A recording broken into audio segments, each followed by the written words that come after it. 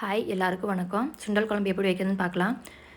1 tumbler சுண்டலை 8 மணி நேரம் ஊற வச்சு கொஞ்சமாக உப்பு போட்டு தேவையான அளவுக்கு தண்ணி விட்டு வேக வச்சு எடுத்துக்கணும். வறுத்தரைக்கிறதுக்கு 3 ஏலக்காய், 3 கிராம்பு, 1 இன்ச் அளவுக்கு பட்டை, 1 டீஸ்பூன் சீரகம், 1 1/2 டீஸ்பூன் சோம்பு, 1/2 டீஸ்பூன் மிளகு, 2 டேபிள் ஸ்பூன் அளவுக்கு வரமல்லி, 3 காஞ்ச மிளகாய் உங்கள் காரத்துக்கு ஏற்ற அளவுக்கு எடுத்துக்கங்க. ஒரு சட்டியில் எண்ணெய் ஊற்றி எடுத்து வச்சிருந்த பொருள் எல்லாத்தையும் கருக விடாமல் வறுத்துட்டு அது கூடயே கொஞ்சமாக கருவேப்பிலையும் போட்டு நல்லா வறுத்து ஆற வச்சிடணும். அதே சட்டியில் எண்ணெய் ஊற்றி 1 இன்ச் அளவுக்கு இஞ்சி, 10 பல் பூண்டு, 2 கைப்பிடி அளவுக்கு சின்ன வெங்காயம் போட்டு நல்லா வதக்கிட்டு, வதங்கினதுக்கப்புறமா ஒரு மீடியம் சைஸ் தக்காளியை நல்லா கட் பண்ணி போட்டு வதக்கிட்டு அடுப்பை ஆஃப் பண்ணிட்டு அரை மூடி அளவுக்கு தேங்காயும் போட்டு அதே சூட்டில் வதக்கி எடுத்து வச்சிடணும். வறுத்து வச்சுருந்த பொருள் எல்லாத்தையும் நல்லா அரைச்சிட்டு அது கூடயே வதக்கி வச்சுருந்த சின்ன வெங்காயம் தக்காளியும் போட்டு ஃபைன் பேஸ்ட்டாக அரைச்சி எடுத்து வச்சுக்கோங்க. இந்த அளவுக்கு ஃபைனாக இருக்கணும்.